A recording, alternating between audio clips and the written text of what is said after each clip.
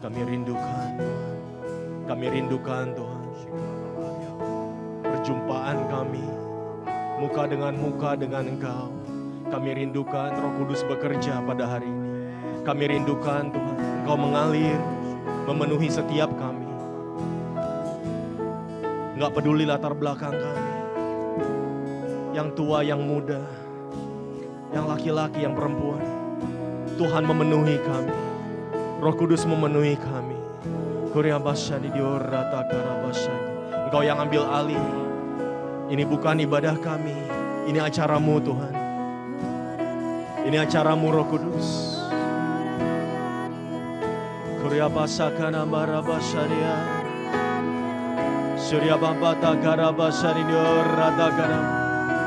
Saat 120 orang berkumpul di loteng Yerusalem, mereka bersahati, mereka bersatu. Mereka bersatu dalam hati mereka, dalam iman mereka. Mereka merindukan apa yang dijanjikan oleh Bapa dari tempat yang maha tinggi. Mereka rindukan kepenuhan Roh Kudus. Dan saat itu, hari itu, Roh Kudus datang seperti bunyi tiupan angin keras. Dia hinggap di setiap anak-anaknya. Di setiap rasul-rasul yang saat itu berdoa. Seperti lidah-lidah api memenuhi mereka. Dan hamba-Mu percaya Tuhan hari ini itu terjadi di tempat ini. Saat kami datang Tuhan, kami datang, kami menyembah-Mu, kami merendahkan hati kami Tuhan. Kami berdoa, kami rindukan jamahan-Mu, kami rindukan kepenuhan Roh-Mu Tuhan. Engkau hadir di setiap kami, Engkau hadir di setiap kehidupan kami. Oh Rabata Karyanta Karabasharidio Rama, angkat hatimu sembah Dia. Oh Rana Namaya Saryano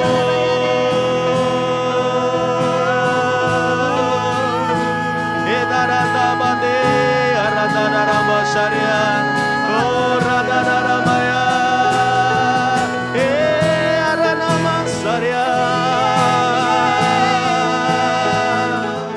Oh Rana Namaya Saryarade Edrata Nama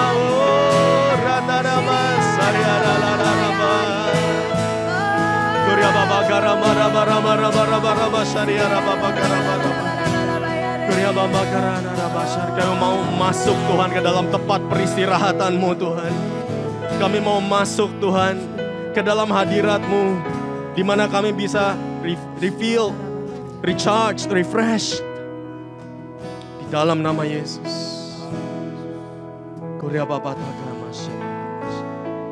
Kami mau dipenuhi, kami mau dipakai.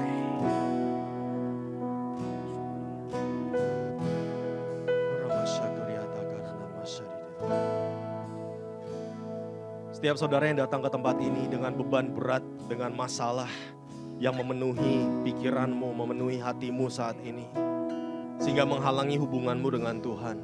Mari datang ke dalam hadirat Tuhan hari ini juga. Hari ini juga Tuhan mau engkau dibebaskan. Tuhan mau engkau dilepaskan. Tuhan mau engkau disembuhkan. Hari ini juga. Apapun masalahmu, datang di dalam hadiratnya. Di mana ada Roh Allah, di situ ada kemerdekaan. Dia mau bebaskan kita. Syurabata karya sakara masari. Kuranta kara masari diorata karya pasari. Syurya Bapa Karabasarina. Semua jemaat berdoa dalam roh.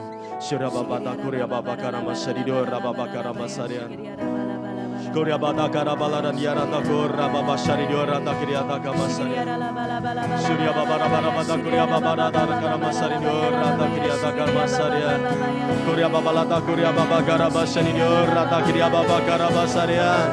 Bebrama Marama Sari Diora Takaraba. Rama Maraba Rabara Kurya Baba Karabala Rama Sarian. Ibrata Rama Kurya Karamasi Ratana Rama. Hallelujah. Irana Maya Sayana Kurya Baba Saridu. Bertemu muka dengan muka, tenggelam di dalam kasih-Mu Bapa.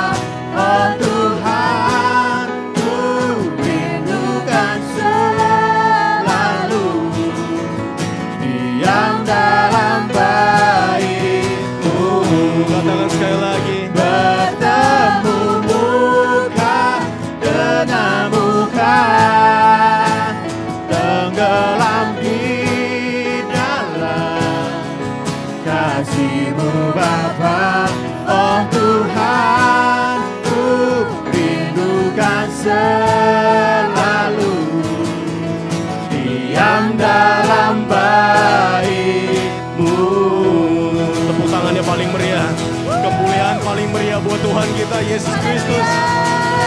Haleluya. Terima kasih Tuhan. Kami sangat bersyukur Tuhan, Roh-Mu hadir di tempat ini, hari ini, siang hari ini Tuhan. Dan kami percaya, kami mau buka hati kami selebar-lebarnya untuk Roh-Mu bekerja. Bukan dengan kekuatan kami, bukan dengan kegagahan kami. Semua karena Roh-Mu. Terima kasih Tuhan, hari ini kami serahkan ibadah ini ke dalam tangan-Mu. Hanya di dalam nama Tuhan Yesus Kristus. Kami berdoa dan kami naikkan ucapan syukur kami. Semua yang percaya katakan, Amin. amin. Tepuk tangannya sekali lagi dong. Haleluya. Amin. Saudara, sebelum saudara duduk, oke, katakan kiri kanannya, Tuhan Yesus memberkati. Amin. Tuhan Yesus berkati. Silakan duduk. Tapi saudara, ada satu yang luar biasa, saudara, saya mau bagikan dari Pastor Aris. Saat ini pastor kita, Pastor Aris, ada di Kupang. Ya, ada di Kupang. Dari minggu lalu beliau sudah melayani di sana, kemudian minggu ini beliau juga melayani di sana. Ya, saya tanya apa yang terjadi. Pastor Aris sekarang sedang bersama tim 6 orang, cuma 6 orang, tapi mereka kegiatannya padatnya luar biasa, saudara. Mereka berkhotbah. Saudara, mereka mendoakan orang, mereka visit rumah orang, mereka visit rumah sakit, mereka berdoa untuk orang-orang sakit. Dan beliau katakan ke saya, sudah banyak kesembuhan terjadi. Wah, luar biasa. Dan banyak kesembuhan terjadi, beliau berkhotbah bahkan di ibadah di rumah, saudara. Ya, dan beliau kemarin barusan bilang sama saya bahwa wah, aku harus khotbah 6 kali katanya. Wah, luar biasa. Saya 1 kali aja udah 6 kali saudara katanya. Ya, saya berkhotbah 6 kali katanya. Wah, luar biasa bersama timnya. Jadi kita mau berdoa untuk beliau. Dan juga untuk timnya, saudara. Ada satu kesaksian yang luar biasa, saudara. Dia katakan bahwa hari Jumat dalam salah satu meeting, salah satu ibadah, saudara, dia berdoa untuk seseorang. Ya, dia berdoa untuk seseorang dan Pastor Aris kemudian mendapatkan karunia pengetahuan dan dia berikan kata-kata pengetahuan itu kepada orang ini, saudara. Dia mendapat hikmat, dia perkatakan. Dan orang ini langsung kaget. Kenapa? Karena kata-katanya itu persis dengan apa yang terjadi di kehidupannya. Saudara, apa yang terjadi? Orang ini kemudian datang dan bilang sama Pastor Aris, memberikan kesaksian bahwa dia adalah jemaat gereja setan yang ada di Kupang. Luar biasa. Dan hari Sabtu kemarin, saudara, dia memberikan dirinya untuk dibaptis. Luar biasa. Saudara, apa yang kita lakukan dengan, saudara, City Harvest Church itu nggak kekurangan mission trip, betul ya? Kita nggak kekurangan mission trip, saudara. Kita banyak sekali kita lakukan perjalanan misi. Dan apa yang kita lakukan ini, kita sedang mendeklarasikan perang sama setan. Ya, tapi kita percaya bahwa Roh Allah beserta dengan kita. Kalau Allah beserta dengan kita, siapa lawan kita, kata firman Tuhan. Dan kita percaya bahwa Tuhan selalu menyertai kita. Ketika dia berikan amanat agung, dia katakan, aku akan menyertaimu sampai kepada kesudahannya, sampai kepada akhir zaman. Dia katakan seperti itu. Jadi saudara, tanda-tanda, mujizat-mujizat itu mengikuti kita. Saya selalu perkatakan, kita sebagai orang Pentakosta, orang karismatik, kita tidak mengejar tanda-tanda dan mujizat. Kenapa? Karena tanda-tanda dan mujizat yang ngejar-ngejar kita. Itu harusnya seperti itu.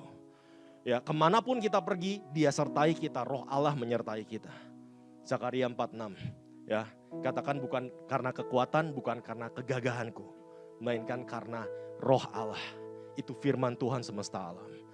Jadi kita percaya bahwa kita mau berdoa untuk apa yang mereka lakukan. Hari ini mereka masih melayani, masih berkhotbah, saudara. Dan kenapa? Karena minggu depannya itu senior pastor kita, Pastor Kong, itu akan mengadakan KKR besar-besaran di sana, di Kupang. Ya, akan mengadakan KKR besar-besaran dan katanya akan membawa tim 110 orang. Nah, kita akan melayani besar-besaran, kita mau percaya lawatan Tuhan, pekerjaan Tuhan terjadi, tangan Tuhan bekerja di sana. Banyak kesembuhan terjadi, banyak pelepasan terjadi. Ya, banyak pertobatan, itu yang paling penting. Ya, banyak orang yang belum kenal Yesus, mengenal Yesus. Itu paling penting. Ya, Roh Kudus terus bekerja.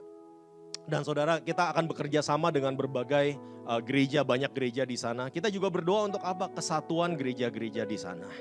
untuk mereka semua sama-sama mau untuk membawa jiwa-jiwa, memenangkan jiwa-jiwa untuk kemuliaan nama Tuhan. Amin. Luar biasa. Siapa yang masih kepengen, masih rindu untuk dengar firman Tuhan? Amin. Ya, luar biasa. Terima kasih Pak Edwin. Amin. Minggu lalu saudara kita udah belajar bagaimana caranya kita masuk ke dalam tempat peristirahatan di dalam Tuhan. Kita beristirahat di dalam hadirat Tuhan. Kita berdoa di dalam roh, kita dipenuhi Roh Kudus, kita berdoa dengan bahasa roh. Dan kemudian kita dibangun roh, jiwa, dan tubuh kita. Hari ini saudara saya mau bagikan tentang yang namanya memberi saudara. Pemberian yang menghidupkan kita semua itu seperti apa sih? Saudara katakan sama-sama saya memberi. Amin. Kita tundukkan kepala yuk. Bapak kami bersyukur Tuhan kalau hari ini kami boleh berikan hati kami, atensi kami, perhatian kami kepada firman-Mu. Kami boleh buka hati kami untuk firman-Mu berbicara di dalam hati kami. Terima kasih Bapa di sorga, dengan segala keterbatasan yang kami miliki Tuhan. Kami percaya cuma Roh Kudus-Mu yang bisa berbicara kepada kami, membangun kami semua di tempat ini. Kami mau berikan waktu kami mau berikan tenaga kami mau berikan Tuhan yang terbaik hanya untuk Engkau. Di dalam nama Tuhan Yesus Kristus, kami serahkan waktu ini ke dalam tangan-Mu. Haleluya, semua yang percaya sama-sama katakan amin. Saudara, sadar atau enggak, kita setiap kali menerima sesuatu dari Tuhan, itu ada yang namanya pemberi dan ada yang namanya penerima. Ya. Waktu kita diselamatkan, kita itu menerima, tapi Tuhan yang memberi. Saat kita menerima berkat dari Tuhan, kita menerima Tuhan yang memberi. Kesembuhan terjadi karena ada yang menerima dan ada yang memberi. Saudara, dan itu semua terjadi karena Tuhan selalu memberi dan kita menerima. Enak ya, makanya kita katakan kita kasih karunia. Kita hidup di dalam kasih karunia. Yang melakukan semuanya Tuhan. Tapi hari ini kita mau belajar tentang memberi itu, bahwa Tuhan bukan cuma sekedar sang pemberi, bukan cuma Tuhan yang memberi, tapi Tuhan mau ajak kita semua untuk berpartner, untuk bekerja sama dengan Dia dalam memberikan hidup kita untuk orang lain. Saudara, apa yang menjadi kasih karunia buat orang lain, itu karena ada yang memberi saudara. Dan kalau kita semua hidup sebagai orang Kristen, kita semua hidup dengan egois, dengan mementingkan diri sendiri, dengan cuma berpikir aku. Saudara seperti tadi barusan Priscilla berkata saudara waktu offering message tadi, bahwa apa kadang kita cuma berpikir hidup ini ya cuma tentang saya. That's it. Ya cuma tentang saya, nggak ada orang lain. Yang penting hidup saya bagaimana, dan seterusnya. Saudara, maka akan sangat sulit untuk Tuhan bekerja sama dengan kita. Kenapa? Karena nature-nya Tuhan itu adalah sang pemberi. Dia adalah sang pemberi. Ya, saudara perhatikan baik-baik Ibrani 11:6 katakan apa? Bahwa he is a rewarder. Dia adalah pemberi. Dia mau memberikan sesuatu buat kita. Kemudian kita juga tahu ayat paling terkenal, biasa kalau Natal itu selalu dipajang Yohanes 3:16. Ya, karena begitu besar kasih Allah akan dunia ini, maka Ia telah memberikan, mengaruniakan anaknya yang tunggal, supaya setiap orang yang percaya kepadanya tidak binasa, melainkan beroleh hidup yang kekal. Saudara, kita tahu bahwa Tuhan kita nature-nya itu adalah memberi. Jadi kalau kita mau menjadi seperti Yesus, mau menjadi seperti Tuhan, kita juga mau dipakai untuk memberi. Dan saudara, memberi itu bukan cuma sekedar sugesti, bukan cuma sekedar saran saudara. Ya, kita tahu di Kisah Rasul 20:35 katanya Tuhan Yesus sendiri yang telah mengatakan adalah lebih berbahagia memberi daripada menerima. Itu kata-kata Yesus sendiri. Matius 10:8 katakan kamu telah memperolehnya dengan cuma-cuma, karena itu berikanlah pula dengan cuma-cuma. Saudara lihat di sana bahwa Yesus berkali-kali menekankan bahwa apa yang kita sudah terima dengan cuma-cuma, yaitu yang namanya kasih karunia, saudara, kita mau berikan juga kepada orang lain dengan cuma-cuma. Jadi kita tahu di sini bahwa memberi itu bukan cuma sekedar anjuran, dorongan, atau saran. Memberi adalah perintah Tuhan. Itu adalah perintah, saudara. Dan saudara, tadi Pak Edwin katakan ini udah tinggal 3 kali ibadah lagi. 3 kali ibadah lagi. Saudara, mendekati akhir tahun itu, Kita tahu itu selalu ada season of giving. Selalu memberi, ada namanya Thanksgiving, kita merayakan Thanksgiving, kita merayakan Christmas, ya, Natal adalah musim untuk memberi. Dan juga saudara di gereja kita mengadakan special offering. Jadi saudara kalau saudara mengikuti gereja kami sedang melakukan apa, kita sekarang melakukan special offering. Karena ada begitu banyak kebutuhan di luar sana. Kita mengirim begitu banyak tim misi ke luar sana. Ke UPGs, Unreached People Groups. Orang-orang yang sama sekali belum pernah mendengar tentang nama Yesus. Boro-boro ada gereja, saudara. Boro-boro ada Alkitab. Enggak ada. Bahkan cari orang Kristen pun di sana susah. Dan kita mau masuk ke tempat-tempat seperti itu untuk kita memberitakan nama Yesus. Dan saudara, untuk melakukan semua ini kita punya kebutuhan. Karena orang-orang di sana juga punya kebutuhan. Saudara, makanya kita adakan special offering. Saudara, kita mau persiapkan hati kita untuk apa? Kita mau memberi yang terbaik. Kita persiapkan hati kita karena contoh terbaik kita adalah Yesus sendiri. Dan hari ini saya mau belajar, saya mau kita semua sama-sama untuk belajar dari firman Tuhan 24 ayat. Ya, siap-siap saudara ya.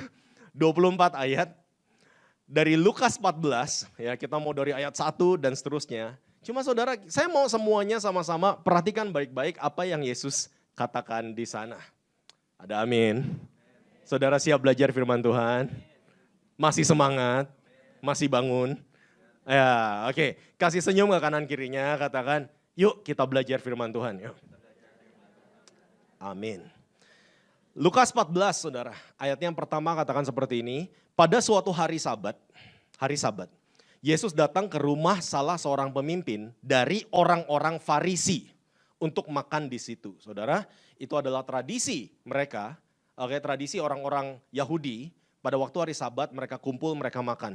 Saudara, semua yang hadir mengamat-amati dia dengan saksama. Wah, lagi makan aja diamat-amati saudara ya. Karena mau dicari salahnya gitu. Ayat kedua, tiba-tiba datanglah seorang yang sakit busung air, berdiri di hadapannya. Lalu Yesus berkata kepada ahli-ahli Taurat dan orang-orang Farisi itu. Katanya, diperbolehkankah menyembuhkan orang pada hari Sabat atau tidak? Mereka itu diam semuanya. Lalu ia memegang tangan orang sakit itu dan menyembuhkannya dan menyuruhnya pergi. Haleluya, puji Tuhan, luar biasa. Ayat kelima, kemudian ia berkata kepada mereka, siapakah di antara kamu yang tidak segera menarik keluar anaknya atau lembunya kalau terperosok ke dalam sebuah sumur? Meskipun pada hari Sabat. Mereka tidak sanggup membantahnya. Saudara, kalau baca sekilas kita ngelihat kesembuhan terjadi, luar biasa. Yesus menyembuhkan, luar biasa. Tapi saudara harus tahu, mereka semua memperhatikan Yesus dengan saksama karena mencari salahnya, saudara. Ya, karena mereka mau bersungut-sungut. Mereka dalam hati itu, ini orang, ayo kita perhatikan bagaimana ini, mau ngapain ini, dan seterusnya. Apakah akan melanggar peraturan hari Sabat? Mereka coba memperhatikan Yesus dengan saksama. Mereka bersungut-sungut di dalam hati mereka. Dan Yesus mengartikulasikan isi hati mereka dengan sebuah pertanyaan. Yang dia katakan, diperbolehkankah menyembuhkan orang pada hari Sabat atau tidak? Karena di mata orang Yahudi, apalagi orang-orang Farisi, saudara, ahli-ahli agama ini, orang-orang religius ini, saudara. Di mata orang-orang ini, hari Sabat itu untuk beristirahat. Ya, kenapa? Karena 6 hari Tuhan menciptakan langit dan bumi, hari ke-7 Tuhan ngapain? Istirahat. Dan kita harus beristirahat, mereka bilang. Jadi nggak boleh ngapa-ngapain, kita harus beristirahat. Bukankah Tuhan juga beristirahat? Bukankah kita semua harusnya beristirahat? Dan di pikiran mereka, saudara bisa bayangkan orang-orang religius ini, apakah kalian itu enggak menghormati kami? Kami ini kelompok pertama yang Tuhan lirik loh. Kami ini kelompok pertama yang Tuhan selamatkan loh. Ya, jadi untuk meresponi semua pikiran dan isi hati orang-orang yang ada di situ, Yesus di Lukas 14 ini memberikan 3 perumpamaan. Berapa perumpamaan? 3. 3 perumpamaan. Dia berikan 3 perumpamaan dan hari ini kita mau belajar 3 poin itu. Ya. Amin. Semua masih siap? Ke kiri kanannya sekali lagi. Yuk kita belajar firman Tuhan. Amin. Yang pertama, yang barusan kita baca saudara, saya mau katakan perumpamaan tentang anak yang jatuh dan lembu yang jatuh. Tadi dikatakan apa? Siapakah di antara kamu yang tidak segera menarik keluar anaknya atau lembunya kalau terperosok ke dalam sebuah sumur? Saudara, dalam Alkitab sumur itu sering menjadi simbol kegelapan, simbol kematian, simbol kebinasaan. Contoh, Yusuf dilempar oleh saudara-saudaranya ke dalam sumur. Kita tahu semua cerita itu di Kejadian 37. Itu adalah simbol pengkhianatan, simbol penderitaan. Mazmur 40 ayat 3, Daud katakan, ia mengangkat aku dari lubang kebinasaan. Ya, sumur adalah lambang dari kebinasaan. Dan Yesus katakan, siapakah di antara kamu? Oke, Yesus enggak bilang Tuhan ya. Yesus bilang kamu, Yesus mau berpartner, Tuhan mau berpartner dengan kita. Saudara, yang tidak menarik keluar, apa itu menarik keluar saudara? Gambaran tentang menyelamatkan orang lain. Dari sakit penyakit, dari keadaan terpuruk, dari kebinasaan, dari penderitaan, dari keadaan yang tanpa harapan, dari keterpurukan atau keadaan berdosa. Dan Yesus pakai kata anak dan lembu. Saudara, anak dan lembu, saya percaya ini adalah sesuatu yang sangat berharga.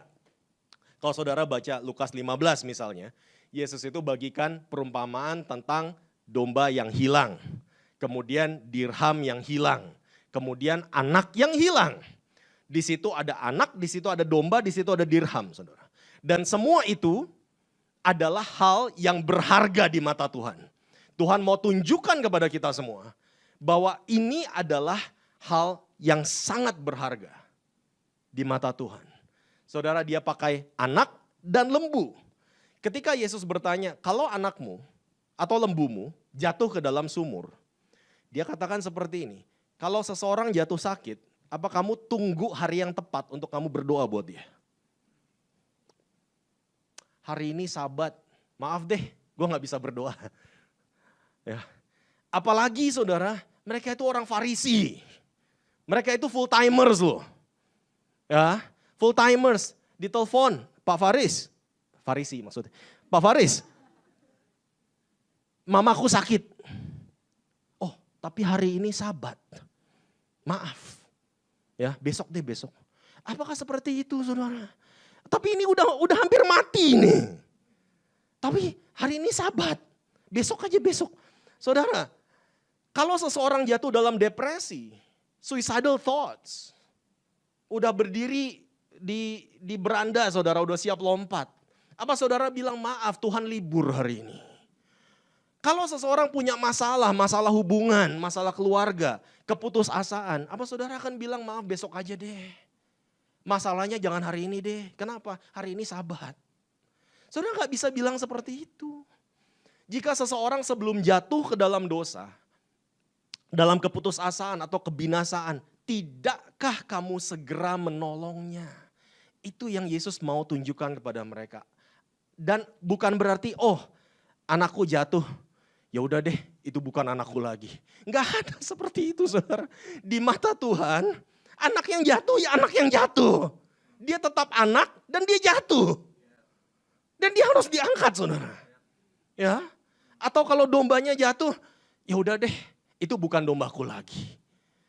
Saudara, ayo kita sama-sama terima apa sih isi hati Tuhan di balik perumpamaan ini. Jatuh dalam kebinasaan, berbicara tentang jatuh ke dalam dosa. Kalau kita diamkan, dia mati karena upah dosa adalah maut. Saudara, Yesus, saya yakin Yesus gak lupa hari itu hari Sabat. Ya, dia ingat. Tapi dalam hal menyelamatkan jiwa, dia gak pernah tidur. Saya mau tunjukkan bahwa apa dalam hal menyelamatkan jiwa, Yesus gak pernah istirahat. Dia gak pernah tidur. Perumpamaan ini menjelaskan apa yang ada di isi hati Tuhan. Yang selalu menggairahkan hati Yesus itu apa sih? Menyelamatkan jiwa yang terhilang. Menyelamatkan jiwa yang terhilang. Saya mau bagikan saudara, kadang pola pikir orang Kristen, ya banyak yang seperti ini. Banyak yang seperti ini saudara. 6 hari kita bekerja keras. Bekerja. Saudara, terus bekerja keras 6 hari. Kemudian waktu hari Minggu, ini adalah saatnya untuk kita beristirahat, datang beribadah kepada Tuhan. Saya nggak mau bekerja hari ini, saya mau beristirahat. Nanti besokannya bekerja. Saudara, kedengarannya bagus. Ya, kedengarannya bagus. Wah, masih ingat Tuhan loh. Masih ingat ke gereja loh. Tapi saya mau kasih tahu gini. Ini adalah pola pikir orang Farisi. Ini adalah pola pikir orang Farisi, saudara. Work. Then on the 7th day, rest. This is the day of the Lord. Saya mau bilang, yang Yesus mau itu adalah apa? Satu hari saudara datang, ini yang saya bagikan juga minggu lalu saudara. Satu hari saudara datang untuk apa? Saudara dipenuhi, masuk ke dalam tempat peristirahat Tuhan. Mengalami kasih karunia Tuhan, dipenuhi oleh kasih karunia Tuhan. Dan keesokan 6 harinya, biarkan kasih karunia itu mengalir melalui hidupmu di dalam pekerjaanmu. Itu yang Yesus mau. Ya, jadi saudara kalau hari Senin ke kantor jangan Monday blue. Jangan bilang bahwa saya mau setiap hari itu hari Minggu. Untuk saya ketemu Tuhan. Kedengarannya bagus saudara. Tapi saudara saya mau bilang seperti ini. Kalau saudara pikir cuma hari Minggu itu harinya Tuhan. Saya mau bilang semua hari itu harinya Tuhan. Semua hari itu harinya Tuhan saudara. Satu hari kita dipenuhi oleh hadirat Tuhan, oleh kebaikan Tuhan, oleh kuasa Tuhan. Biarkan keesokan 6 harinya, biarkan kasih karunia itu mengalir melalui kehidupan kita. Kita bisa melihat bahwa tangan Tuhan itu bekerja. Jadi saudara kalau hari Senin itu harusnya kita semangat. Kenapa? Ini saatnya aku melihat kasih karunia Tuhan mengalir melalui hidupku. Gitu loh. Ya, di kantorku, di keluargaku, dimanapun. Ini saatnya aku melihat tangan Tuhan itu bekerja gitu loh. Ya, jadi kita tidak melihat bahwa Sabat itu cuma sekedar peraturan. Oke, di mana kita nggak usah ngapa-ngapain, saudara. Saya masih tahu di hati Tuhan jiwa-jiwa berharga itu selalu di sana. Itu selalu paling penting. Saudara, kenapa orang bisa burn out, bisa stres, depresi di kantor, toiling, ya. Minggu lalu saya bilang tentang toiling. Karena kita melihat segala sesuatu sebagai work. Ya, selalu. Apapun itu. Ya kan? Jadi kalau yang tadi gitu kan ditanya, bisa gak doain? Oh sorry, gak bisa, ini Sabat. Kenapa? Karena buat dia berdoa aja work. Wah, oke. Hari Sabat saya gak mau buka Alkitab. Kenapa? Karena itu work. Makan energi saya. Come on. Hari Sabat saya gak mau ngapa-ngapain. Saudara, ayo kita harus ngerti untuk apa Sabat itu diciptakan. Ya, kita bukannya cuma masalah religiosity. Di mana kita harus, kalau hari Sabat itu harus begini, harus begitu, nggak boleh ngapa-ngapain dan seterusnya. Saudara, banyak orang berkata, saya ini udah burn out, kenapa? Kerja, istirahatnya cuma 1 hari. Saya perlu work-life balance. Wah, ini kata-katanya kata-kata besar yang dipakai di luar sana, saudara ya, di mana-mana. Ya kan di kantor, ada seminar work-life balance, di mana ada talk work-life balance dan seterusnya. Karena saudara memisahkan work dan life. Kalau saudara bisa melihat your work as your life, di mana di situ the life of God itu dibagikan mengalir dari hidup kita, maka my work is my life. Ketika saya sering bagikan bahwa saya adalah guru high school ya. Ketika ada seorang murid yang datang dan dia katakan, aku stres, aku depresi. Dia cerita tentang masalahnya, tentang keluarganya. Dan kemudian saya bisa bagikan nilai-nilai firman Tuhan kepada dia. Walaupun saya nggak bisa terlalu terbuka, terlalu terus terang saudara. Atau kemudian berdoa untuk dia. Nggak apa-apa. Dia tahu saya orang Kristen, dia tahu nilai-nilai kehidupan saya. Dan saya bagikan kepada dia. Dan kemudian dia sangat berterima kasih. Kemudian berapa bulan kemudian saya melihat mukanya makin cerah. Makin gembira gitu saudara. Kemudian saya tanya gimana? How is everything? Dan dia katakan wah luar biasa. Kemudian sebelum dia lulus dia tulis thank you note buat saya. Dan dia tulis panjang sekali. Saudara buat saya my work is my life. Di mana itu kehidupan Tuhan mengalir dari kehidupan saya. Di mana saya bisa membagikan kasih karunia yang telah saya alami di tempat kerja saya. Saudara, Tuhan bisa pakai saudara semua. Ya, Tuhan bisa pakai saudara semua. Jadi saya bilang, kalau saya lihat my work as my life, buat apa work-life balance? Saya bilang. Ya. Kenapa Yesus pakai kata anak kecil dan lembu, saudara? Dia pakai kata anak dan lembu. Kenapa bukan yang udah dewasa aja?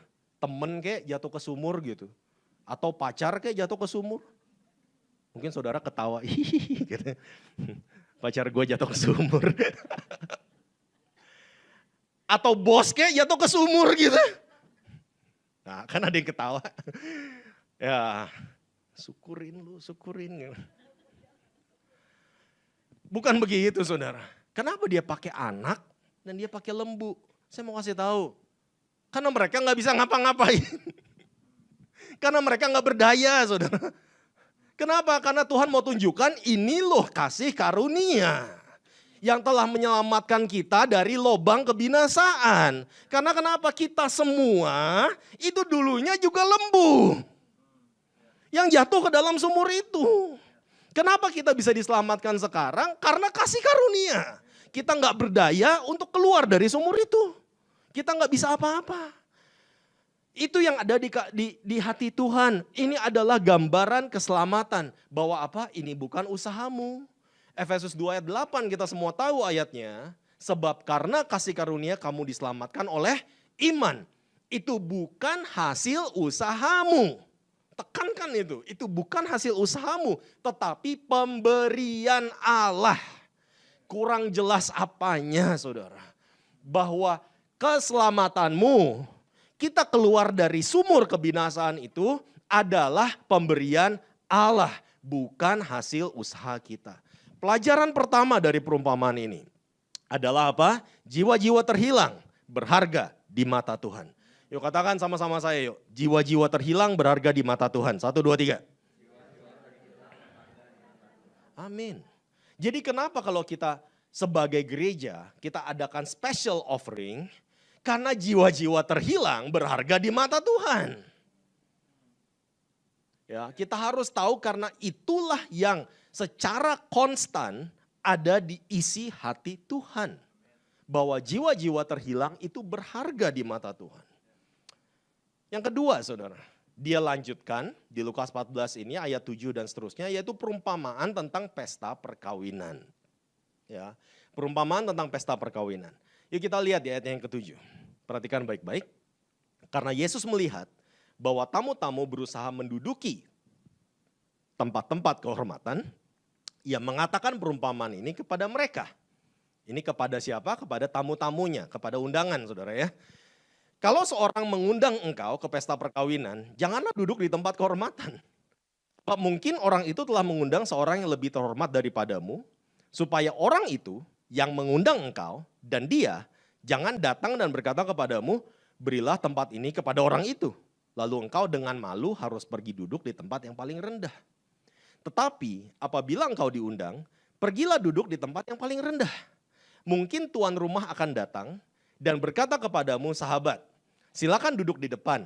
Dan dengan demikian engkau akan menerima hormat di depan mata semua tamu yang lain. Sebab barang siapa meninggikan diri, ia akan direndahkan. Dan barang siapa merendahkan diri, ia akan ditinggikan. Saudara, cerita yang luar biasa, kedengarannya ya gampang dimengerti saudara. Tapi untuk apa Yesus berbicara tentang pesta perkawinan gitu kan. Ya, saudara kalau punya Alkitab yang bisa nunjukin ayat paralel, ayat paralelnya itu ada di Matius 22 tentang perkawinan ini. Ayatnya yang pertama katakan seperti ini, lalu Yesus berbicara pula dalam perumpamaan kepada mereka, hal kerajaan sorga. Seumpama apa? Seorang raja yang mengadakan perjamuan kawin untuk anaknya. Ia menyuruh hamba-hambanya memanggil orang-orang yang telah diundang ke perjamuan kawin itu, tetapi orang-orang itu tidak mau datang. Saudara, seorang raja mengadakan perjamuan kawin untuk anaknya. Dan kita semua tahu ini bicara tentang siapa. Raja berbicara tentang Allah Bapa dan anaknya berbicara tentang Yesus Kristus. Saudara, hari penghakiman, hari terakhir itu diumpamakan sebagai pesta perkawinan. Makanya kita tahu di Wahyu 19 ayat 7 katakan karena hari perkawinan anak domba telah tiba dan pengantinnya telah siap sedia. Kita tahu anak domba itu bicara tentang siapa, kita tahu pengantinnya bicara tentang siapa. Maka kita katakan mempelai pria itu adalah Yesus Kristus. Mempelai wanita adalah kita semua gerejanya. Nah saudara, ini adalah bicara tentang hari terakhir, hari penghakiman. Tuhan mengundang orang-orang untuk datang ke pesta perjamuan itu. Tuhan mengundang mereka masuk ke dalam keselamatan, tapi mereka menolak. Firman-nya katakan, kita percaya saudara bahwa keselamatan adalah milik orang-orang yang mau meresponi undangannya Tuhan. Amin. Tapi saudara, Pak Faris, orang Farisi ini saudara, mereka berpikir mereka itu adalah VIP. Mereka adalah orang-orang terhormat. Kenapa? Karena keselamatan adalah milik mereka. Mereka itu orang-orang paling dekat sama Tuhan saudara. Karena bangsa Israel adalah bangsa pilihan. Bangsa Yahudi ini adalah bangsa pilihan. Bahwa Tuhan itu milik kami. Ya. Dan mereka berpikir seperti itu. Maka Yesus harus tekankan apa? Barang siapa meninggikan diri, ia akan direndahkan. Barang siapa merendahkan diri, ia akan ditinggikan. Saudara, kita harus ingat bahwa kita semua diundang ke pesta itu cuma karena kasih karunia. Sekali lagi katakan kasih karunia. Dan itu enggak ngubahin sosial status kita saudara. Ya, bukan berarti karena kita diundang maka Tuhan mengasihi kita lebih daripada orang-orang yang tidak diundang. Enggak ada seperti itu. Ya. Bukan berarti karena kita diundang akhirnya kita menjadi orang terpandang di hadapan Tuhan. Enggak ada seperti itu. Ya, ini semua kasih karunia. Saya mau kasih tahu pesta pernikahan itu bisa terjadi karena ada yang ngundang. Betul ya. Pesta pernikahan itu terjadi karena ada yang ngundang. Bukan karena ada orang-orang undangannya saudara. Ya, pesta pernikahan itu bisa terjadi karena ada yang ngadain pestanya saudara. Yang ngundang. Nah banyak orang Kristen itu suka banggain diri. Kenapa kamu yakin kamu diselamatkan? Karena saya maju altar call. Saudara bukan. Karena Roh Kudus yang ngetuk hati kamu. Yang lakukan itu Tuhan loh. Kenapa kamu bisa diselamatkan? Karena kita selalu fokusnya itu selalu saya. Karena saya sudah lakukan ini, karena saya sudah lakukan itu. Kedengarannya bagus. Ya, karena saya sudah begini, saya sudah memberi diri untuk dibaptis, saya sudah membuka hati, saya sudah apapun lah. Tapi fokusnya selalu saya. Saya bilang bukan. Kenapa kamu bisa diselamatkan? Jawabannya karena Tuhan sudah mati buat dosa-dosa kita gitu. Yang lakukan itu Tuhan, bukan kita. Sekali lagi, tadi saya bacain Efesus 2 ayat 8. Baca lagi yuk.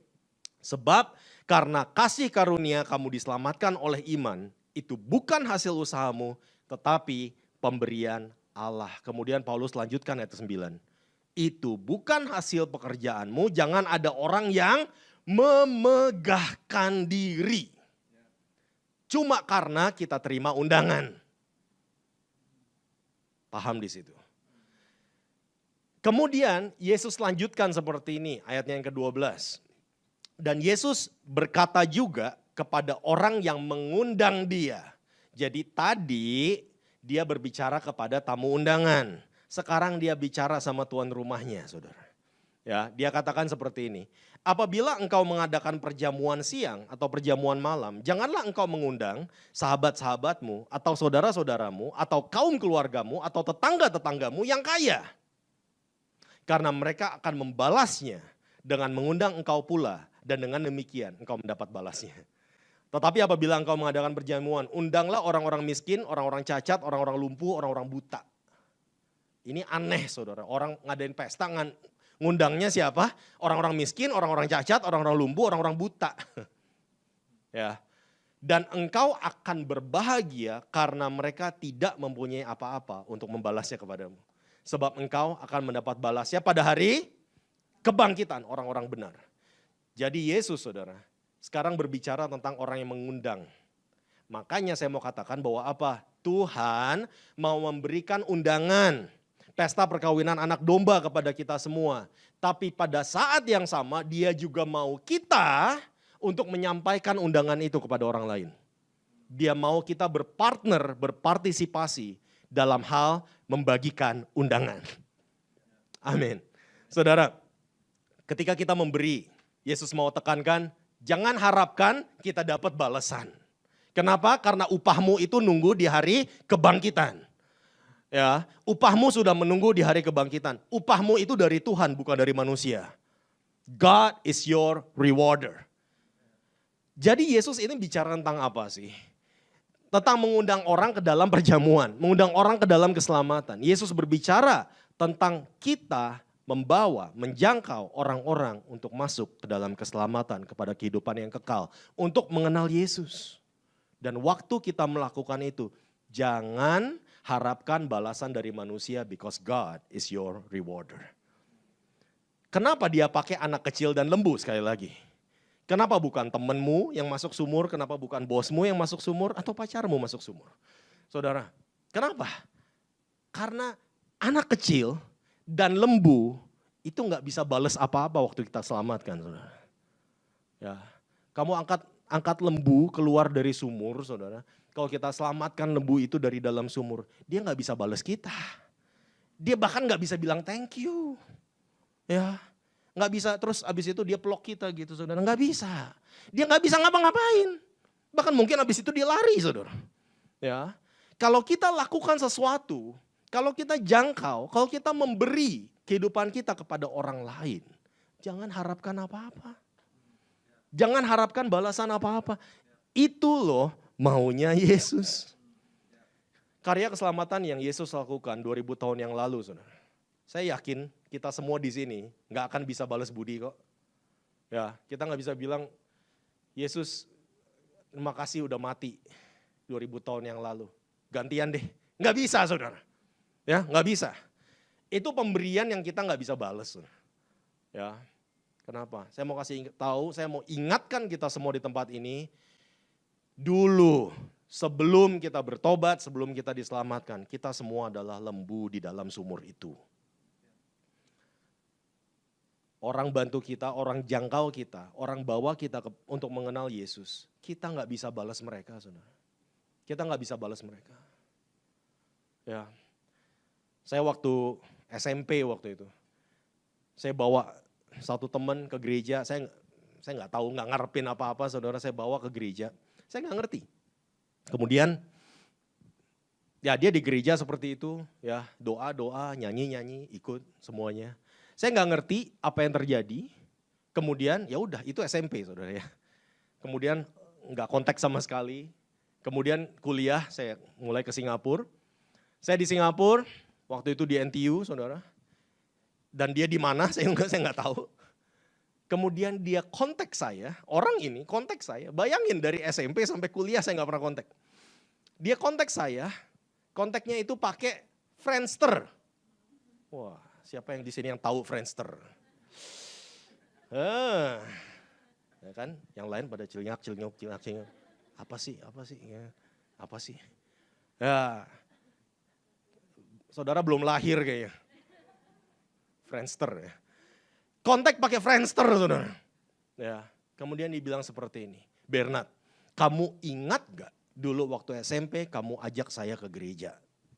Oh iya, saya pikir saya ingat. Nah, cuma satu kali itu, saudara. Ya, ke gereja. Di situ ketika altar call diberikan, sebenarnya dalam hati saya buka hati, saya terima Yesus loh. Saya lahir baru loh.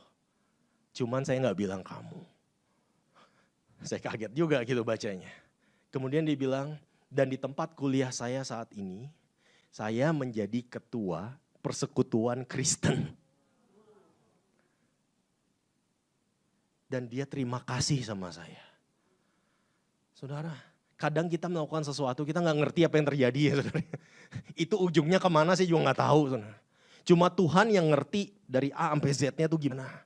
Kita semua cuma taat, kita lakukan. Waktu kita melakukan sesuatu untuk orang lain, kita berikan jiwa raga kita berikan waktu kita, tenaga kita. Kadang kita bayarin ongkos untuk pergi ke gereja gitu. Saudara, apa yang kita lakukan itu kita nggak ngarepin apa-apa. Tahu-tahu Tuhan bekerja dalam hatinya loh. Tuhan bekerja dalam hidupnya loh. Dan kita nggak ngerti itu semua. Ya, saudara, apa sikap hati kita saat kita memberi? Apa sikap hati kita saat kita menjangkau jiwa-jiwa yang terhilang? Capek, stres, hilang uang, waktu, tenaga.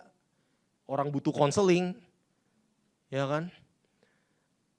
Saudara, untuk semua orang yang sudah membuat saya bertumbuh dari awal sampai sekarang, saya selalu katakan saya nggak pernah bisa bales itu. Karena saya adalah lembu di dalam sumur itu. Saya nggak pernah bisa bales itu. Ya, kadang saudara, gereja tempat saya bertumbuh di Indonesia itu bukan gereja besar, gereja kecil, saudara. Dan di sana saudara, saya tiap kali pulang ke Indonesia, saya akan selalu mampir ke gereja itu. Saya akan berikan yang terbaik.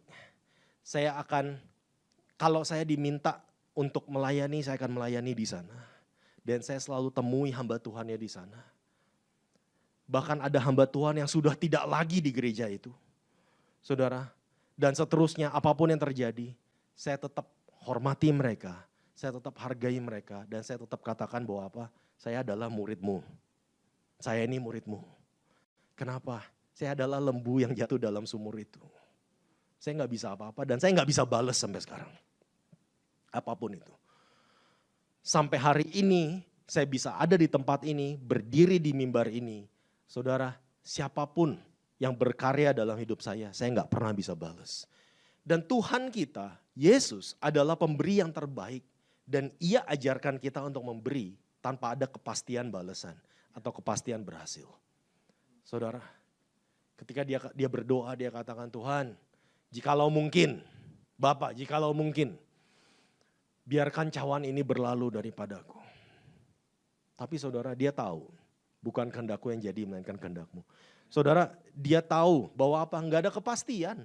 Jadi kalau aku mati, aku bangkit, orang-orang bisa terima keselamatan. Berapa banyak yang mau terima keselamatan? Gitu kan, Bapak, berapa banyak? 1 miliar? 2 miliar? Atau berapa? Enggak ada kepastian, saudara.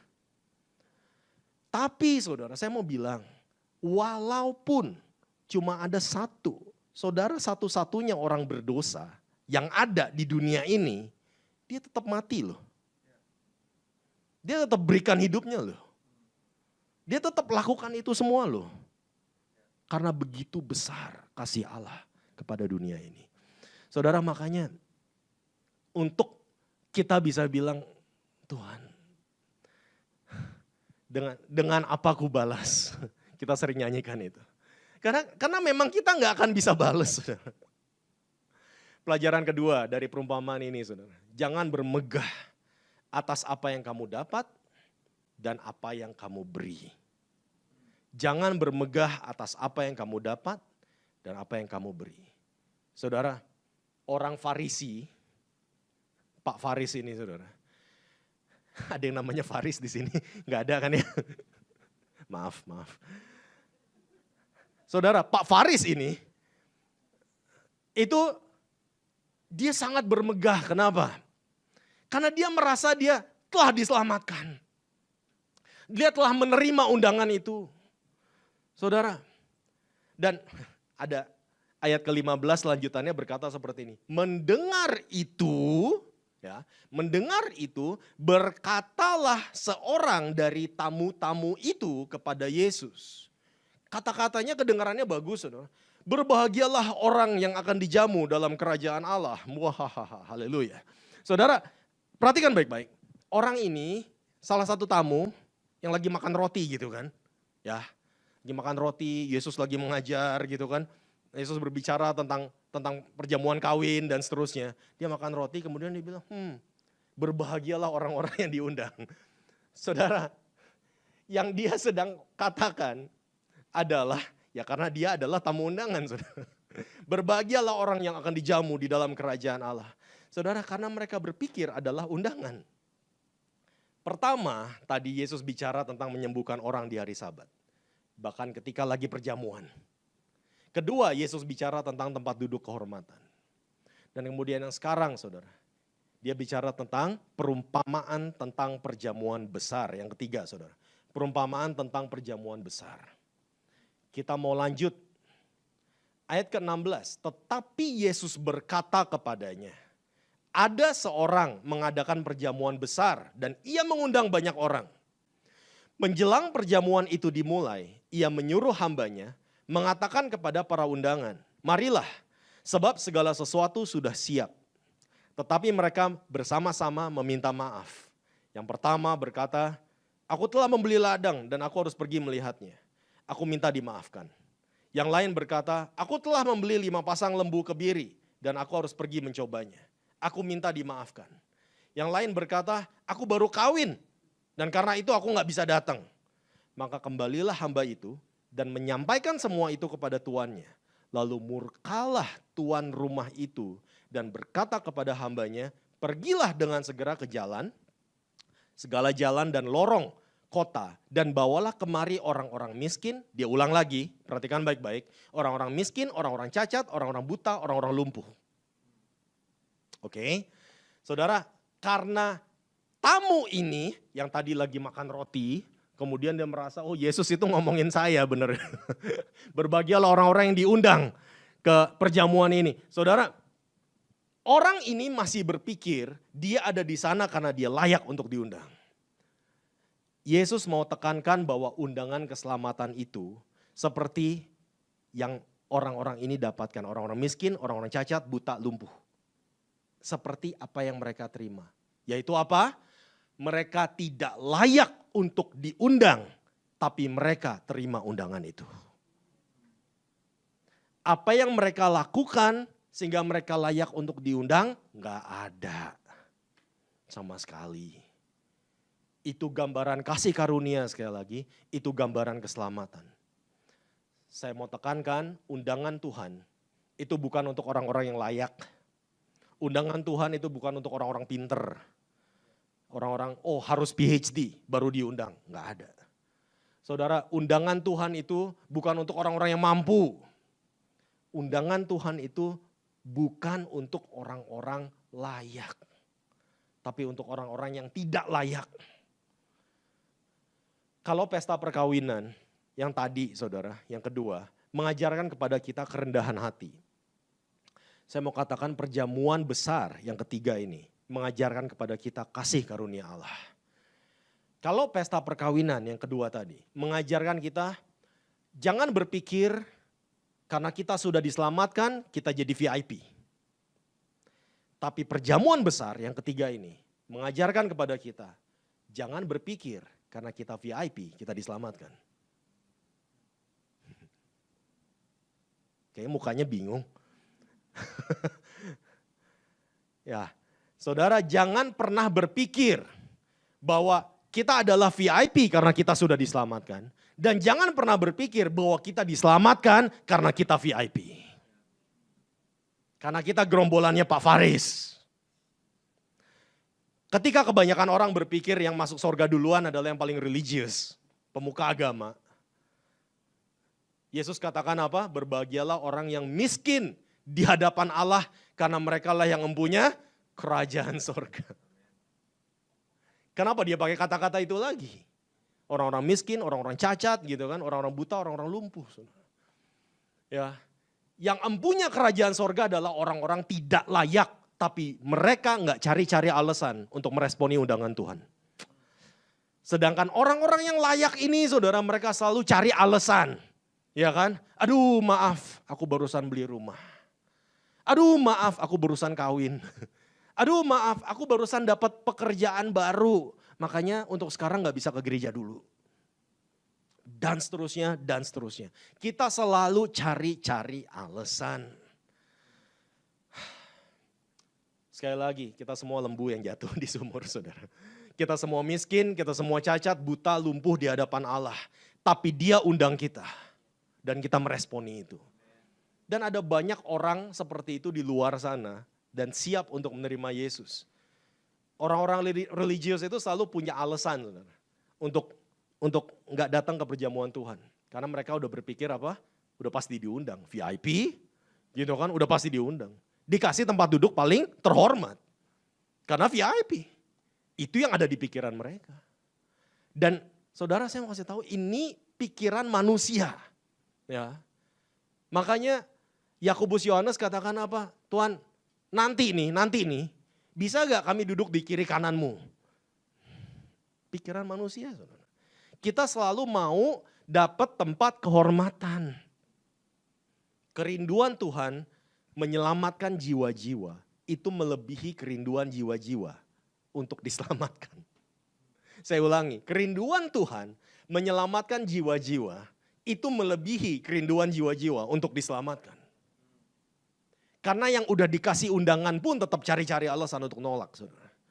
Buat Tuhan, kalau engkau punya banyak alasan untuk tidak mengikuti Yesus, Dia mendingan undang anak kecil dan lembu yang jatuh ini.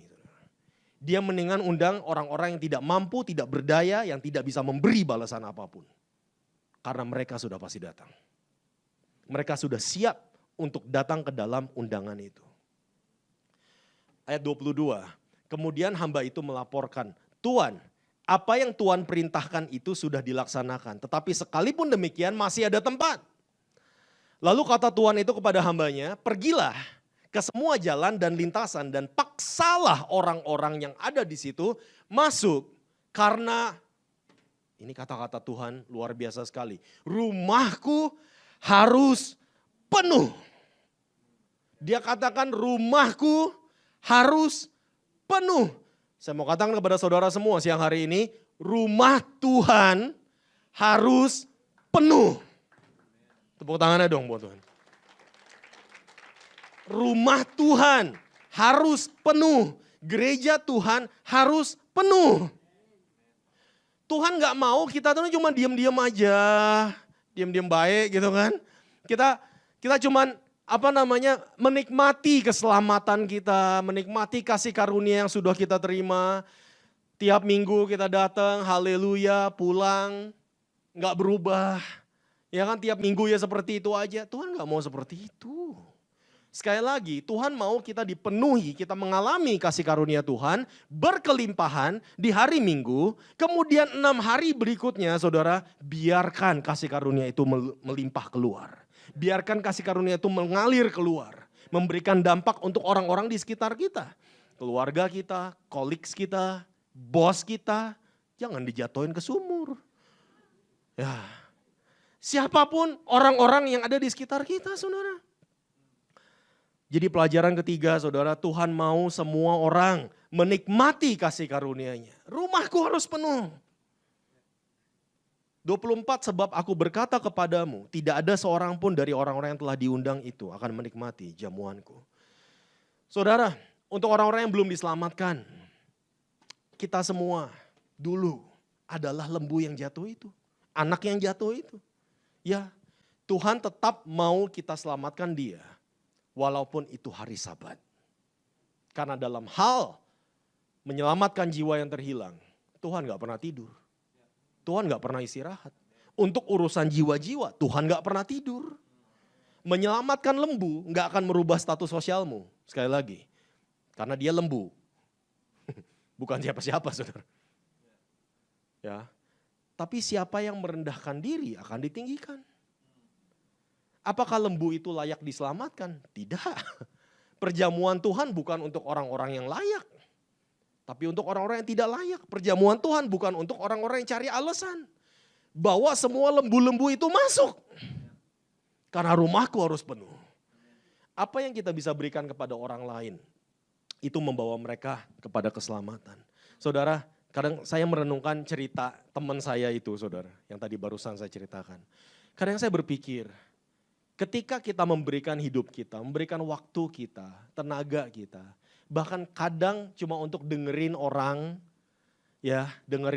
konseling, cuma untuk dengerin aja gitu. Saya tahu beberapa orang bahkan gak kuat untuk dengerin, ya, untuk duduk diam dengerin, saudara. Tapi saya mau kasih tahu, waktu yang kita berikan itu, kadang kita nggak ngerti itu bawa orang itu sampai kemana. Ya. Kalau itu bisa bawa keselamatan kepada orang itu, kepada seluruh keluarganya, kenapa enggak? Karena Tuhan mau berpartner dengan kita. Tuhan mau kita berpartisipasi di sana. Berikan waktumu, berikan tenagamu. Special offering itu untuk apa? Untuk menjangkau lembu-lembu yang jatuh itu, saudara. Special offering itu untuk apa? Untuk orang-orang miskin, orang-orang cacat, orang-orang buta, orang-orang lumpuh bisa masuk ke dalam rumah Tuhan. Dan kita mau lakukan itu. Karena undangan Tuhan bukan cuma untuk orang-orang penting. Orang-orang VIP. Berikan hidup kita, berikan hati kita kepada orang lain. Kalau kita bisa berpartisipasi, kenapa enggak? Tuhan mau berpartner supaya banyak jiwa bisa diselamatkan. Saya mau tutup, saudara, hari ini, sharing saya hari ini, cerita tentang Salvation Army. Saya mau bawa cerita ini karena Natal udah deket ya. Dan kita tahu bulan Desember itu kita susah untuk mengadakan Indonesian Service, makanya cuma minggu pertama aja adanya. Ya, karena banyak orang Indonesia itu udah pulang. Jadi mendingan hari ini saya katakan selamat Natal dan Tahun Baru. Untuk saudara semua, takutnya gak ketemu lagi saudara ya. Takutnya gak ketemu lagi. Selamat Natal dan Tahun Baru untuk jemaat Indonesian Service. Amin. Amin. Nanti minggu depan Pak Chandra bisa ngomong juga. Amin. Saudara, pada tahun 1914, itu 2 tahun setelah tragedi Titanic. Pernah nonton Titanic ya? Oke, 2 tahun setelah tragedi Titanic, terjadi tragedi lain. Sebuah kapal besar bernama Empress of Ireland. Nah, kapal ini berlayar dari Kanada menuju London dengan sekitar 1.400 penumpang. Tragisnya, hanya sekitar 400 orang yang berhasil diselamatkan. Dan sekitar 1.000 orang meninggal. Nah, saudara, berbeda dengan Titanic, kapal ini hanya tenggelam hanya dalam waktu 14 menit. Saudara, tenggelam. Mereka bahkan gak sempat menyiapkan semua sekoci. Di dalam kapal itu ada banyak pengusaha, orang kaya, orang-orang terkenal, dan orang yang memiliki reputasi baik. Dan secara kebetulan terdapat 170 pemimpin muda, orang-orang muda dari Salvation Army. Mereka sedang dalam perjalanan menuju London untuk mengikuti konferensi Salvation Army. Ketika kapal tenggelam di malam hari, kabinnya tepat berada di sebelah tempat penyimpanan pelampung. Masing-masing dari mereka mengambil pelampung, melompat ke air. Mereka tampak sangat beruntung, saudara. Ya, karena mereka bisa ambil pelampung itu dan mereka lempar ke air. Namun, ketika survivors, orang-orang yang selamat itu dikumpulkan, 400 orang. Orang-orang mencari, mana ini para pemuda Salvation Army ini? Ternyata enggak satu pun dari mereka ditemukan. Semuanya meninggal. Ada sesuatu yang enggak beres pasti. Apa yang sebenarnya terjadi? Nah, suatu hari, seluruh survivors, korban selamat ini dikumpulkan dalam sebuah pertemuan. Satu persatu dari mereka itu menceritakan kisah mereka. Dan semuanya menceritakan hal yang sama, saudara. Ada yang menjadi saksi mata, ada yang mengalaminya langsung. Tapi semua orang, semuanya cerita satu suara. Ada satu orang berkata, ada seorang anak muda berenang ke arah saya. Dia lepas pelampungnya, dia kasih ke saya. Dia korbankan dirinya sendiri. Ketika semua pelampung udah habis, tahu gak kalian? Apa yang mereka lakukan? Mereka tahu waktu mereka itu udah tinggal sedikit. Dan air itu sangat dingin pada saat itu. Mereka berenang ke sebanyak mungkin orang dan bertanya, apa kamu percaya kepada Yesus Kristus? mereka menuntun orang satu persatu kepada Kristus, mendoakan mereka, sehingga akhirnya semua 170 orang tersebut meninggal. Dalam pertemuan itu ada seorang pria lain yang berbagi kisah. Dia adalah pria bertubuh kekar, penuh tato di seluruh tubuhnya gitu. Saat berada di air, ada seorang gadis muda, usia sekitar 17-19 tahun, berenang ke arahnya, melepas pelampungnya, memberikannya kepadanya. Dia langsung ambil, dia pakai, saudara. Tapi setelah beberapa saat dia kan pikir, saya pria sejati loh, saya pria maco loh gitu kan. Tubuh besar, kekar, bertato saudara. Masa saya ambil pelampung dari gadis muda, dia pikir. Akhirnya dia berenang lagi ke gadis itu. Dan dia kembalikan pelampungnya. Gadis itu bertanya seperti ini. Apa kamu percaya kepada Yesus Kristus? Dia bilang, enggak, saya belum percaya. Gadis itu bertanya, kamu mau gak percaya kepada Yesus Kristus? Dan dia katakan, enggak, saya belum siap. Gadis itu kecewa, gadis itu marah, bukan karena jawabannya, tapi karena pelampungnya, saudara. Dia ambil pelampung itu, dia lempar balik kepadanya. Dan dia katakan seperti ini, kalau aku mati, aku tahu aku kemana. Kalau kamu mati, aku juga tahu kamu kemana. Kamu harus hidup.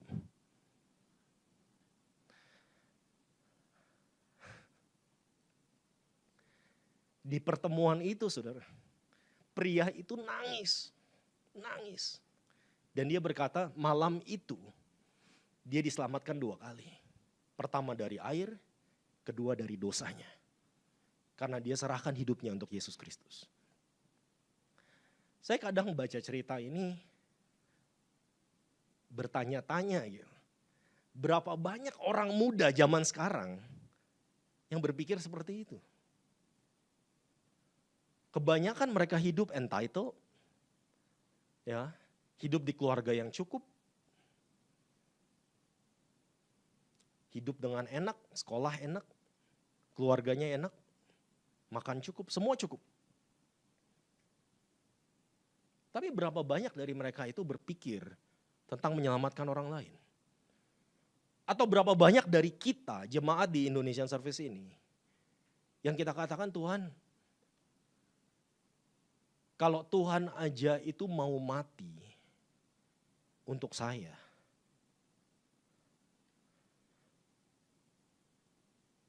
kenapa saya nggak mau berikan hidup saya untuk orang lain? Atau kita cuma mikirin diri sendiri, saudara. Salvation Army itu didirikan oleh orang yang namanya William Booth. Salvation Army benar-benar merupakan army kalau menurut saya, yang menyelamatkan jiwa-jiwa yang hilang melalui pemberian mereka. Bukan cuma sekedar pemberian materi, saudara, tapi mereka berikan hidup mereka. Tahun 1912 sampai 1914, William Booth itu udah sangat tua, sangat lemah. Setiap tahun, Booth menulis surat kepada semua arminya di seluruh dunia. Namun seiring bertambahnya usia, suratnya itu makin lama makin pendek karena dia makin susah untuk nulis. Saudara. Ya, makin pendek, makin singkat. Mungkin cuman sekedar care for others, save others, atau apapun itu. Makin lama makin singkat. Dan sebelum dia meninggal, ada surat terakhir yang sangat terkenal.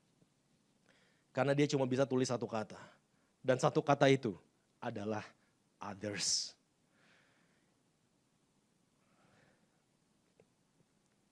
Saya nggak habis pikir. Di pikirannya, di hatinya, yang dia pikirkan adalah orang lain. Dia berikan hidupnya untuk keselamatan orang lain. Wow. Kenapa orang Kristen sampai sekarang suka cari-cari alasan untuk enggak mengikuti Tuhan? Kenapa orang Kristen zaman sekarang itu susah banget untuk berikan hidup kita buat kemuliaan Tuhan? Undangannya sudah diberikan, tapi kita merasa VIP. Kita merasa kita udah diselamatkan, makanya kita VIP. Atau saudara merasa VIP, makanya saudara diselamatkan. Tapi kita lupa bahwa itu semua adalah kasih karunia. Kita lupa bahwa kita seharusnya tidak bermegah atas apa yang kita dapat, atas apa yang kita bisa berikan. Saya minta pemain musik untuk datang yuk. Para singers untuk bantu saya.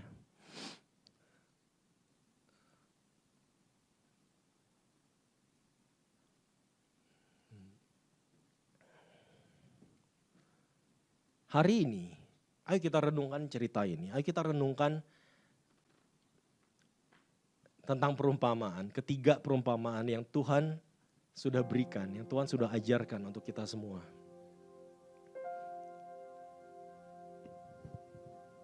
Saudara mungkin datang kepada Tuhan bertahun-tahun lalu dan kita udah lupa sama pengalaman itu, sama cerita itu. Kita udah lupa bahwa kita dulu adalah lembu yang jatuh di dalam sumur itu. Kalau dibiarkan, kita akan binasa.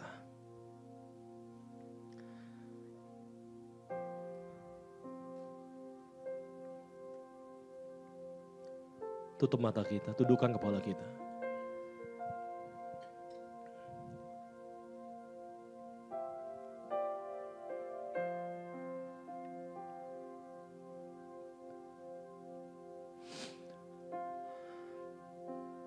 Saya mau tanya berapa banyak saudara-saudari tempat ini, saudara belum pernah sama sekali memberikan hatimu kepada Yesus 100%.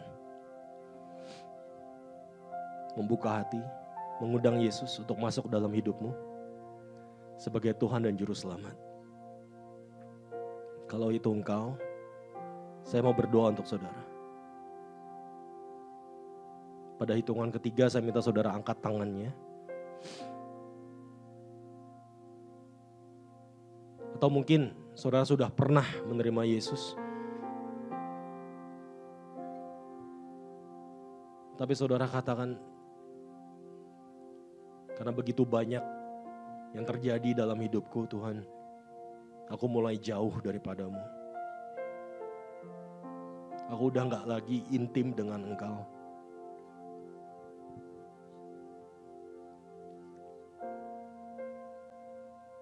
Dan aku mau kembali kepadamu. Kalau itu doamu, hitungan ketiga saya minta angkat tangannya tinggi-tinggi. Baik saudara yang ada di sini maupun yang menonton, dimanapun saudara berada. Kalau saudara mau katakan, Yesus masuk ke dalam hatiku.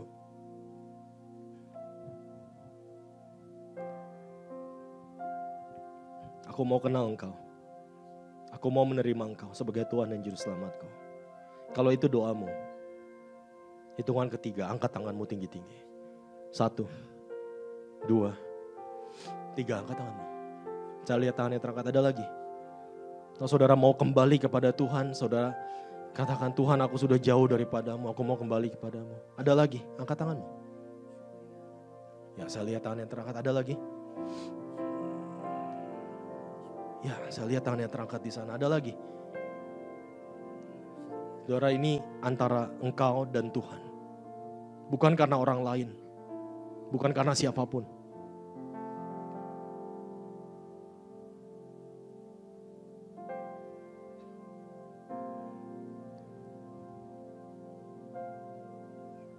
Karena kasih karunia engkau diselamatkan melalui iman. Dan itu bukanlah hasil usahamu. Itu adalah pemberian Allah. Kita mungkin seperti anak yang jatuh, seperti lembu yang jatuh di dalam sumur itu. Kita mungkin seperti orang-orang miskin yang cacat, yang buta, yang lumpuh, yang diundang untuk masuk ke dalam perjamuan yang besar. Kita semua gak layak. Tapi bahkan untuk satu orang, dia tetap mati buat kita. Dia tetap berikan hidupnya buat kita.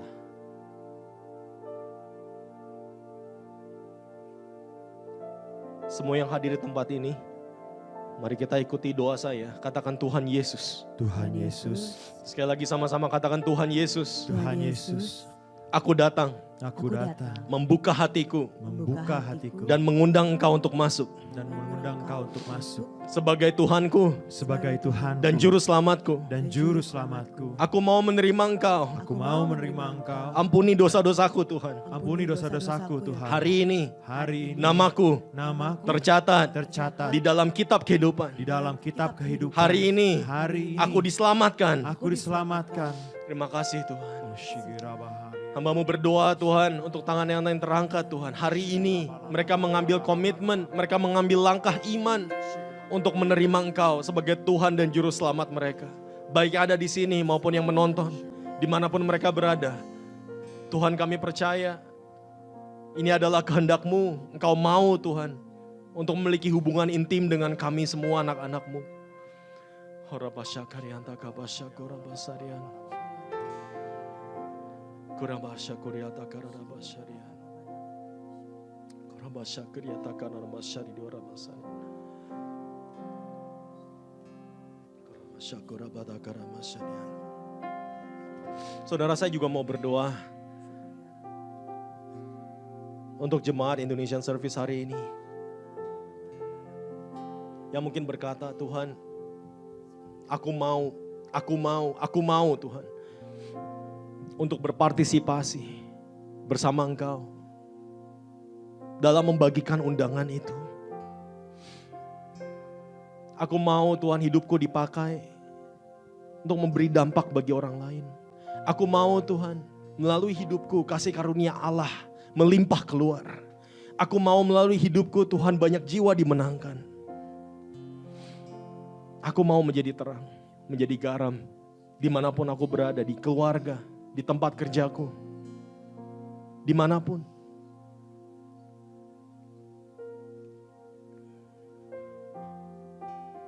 Aku mau hidupku memuliakan Engkau. Aku mau Tuhan Engkau pakai. Mungkin banyak dari saudara di tempat ini, saudara merasa tidak layak untuk dipakai Tuhan. Tapi saudara, undangan Tuhan diberikan untuk kita semua. Untuk orang-orang yang tidak layak.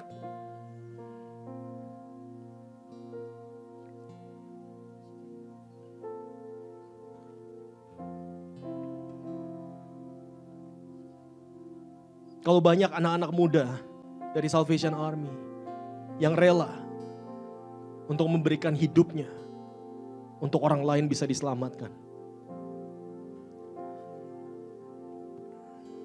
Apa kita mau Tuhan, ini hidupku Tuhan. Ini hidupku Tuhan, aku mau berikan. Aku mau berikan untuk kemuliaan nama-Mu. Kalau itu doamu hari ini, angkat tanganmu tinggi-tinggi. Angkat tanganmu, terima urapan dari Tuhan hari ini. Angkat tanganmu. Dimanapun saudara berada saat ini, angkat tanganmu. Tuhan lihat tangan-tangan yang terangkat, angkat tanganmu. Saudara mau hidupmu memberikan dampak untuk orang lain, angkat tanganmu. Tuhan lihat mereka Tuhan lihat tangan-tangan yang terangkat Tuhan hari ini. Oh rata kriata kabasari dior rata kanana basani dior rababakara basarian. Pengurapan-Mu dicurahkan Tuhan atas mereka semua. Oh rabata kriata karena pakai kami Tuhan dalam season of giving tahun ini Tuhan, pakai kami Tuhan. Surya babakara barabara masani dior rata karabasarian. Melalui hidup kami, melalui waktu kami, melalui tenaga kami, perkataan kami, perbuatan kami, melalui special offering kami. Tuhan Kau pakai kami, pakai gereja ini Tuhan. Oh rabata keriata karamasyarian. Mari kita semua bangkit berdiri saat ini. Kita mau nyanyikan. Mari katakan saudara. Ku datang. Ku datang. Dengan syukurku membawa kerinduanku Yesus, ingin ku menyenangkan-Mu. Karya-Mu indah Tuhan, karya-Mu indah bagiku, kasih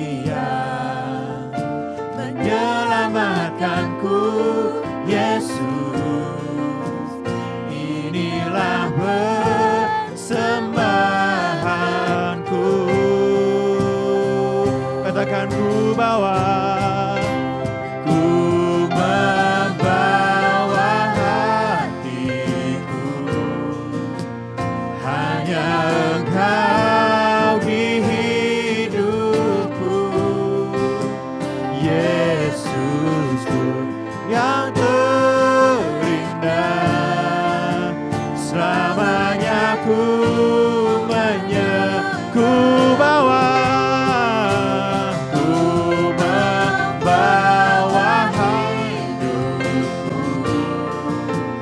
Inilah persembahanku untuk Yesus yang terindah. Selamanya ku menyembahmu, Yesus.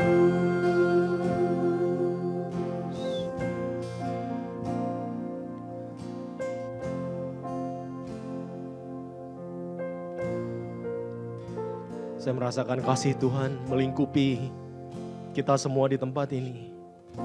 Ibadah ini. Hadirat Tuhan ada di sini.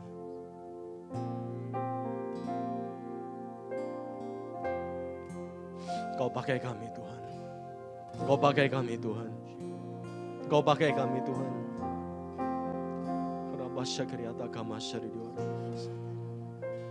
Hari ini Engkau mencurahkan urapan yang spesial Tuhan untuk kami semua di tempat ini. Saat kami menyambut akhir tahun, saat kami berkumpul dengan keluarga, pakai kami, pakai hidup kami. Kami boleh jadi saksi untuk kebaikan Tuhan. Kami boleh jadi saksi untuk kasih karunia Tuhan. Sehingga hidup kami bukan cuma tentang kami, tapi Yesus yang hidup di dalam kami. Makasih Bapa di surga. Anak-anak Tuhan, mari angkat kedua tangan kita di hadapan Tuhan. Pulanglah dengan damai Tuhan. Tuhan memberkati engkau dan melindungi engkau. Tuhan menyinari engkau dengan wajahnya dan memberi engkau kasih karunia. Tuhan menghadapkan wajahnya kepadamu dan memberi engkau damai sejahtera. Biarkan kasih daripada Tuhan kita Yesus Kristus, cinta kasih daripada Allah Bapa dan persekutuan yang indah dengan Roh Kudus menyertai kita semua mulai hari ini sampai pada kesudahannya, di mana Yesus datang untuk kedua kalinya menjemput kita semua. Di dalam nama Yesus kami berdoa dan bersyukur. Semua yang percaya sama-sama katakan amin. Tepuk tangannya buat Tuhan kita, haleluya. Selamat hari Minggu, Tuhan Yesus memberkati. Amin. Selamat Natal dan Tahun Baru untuk semuanya. Amin.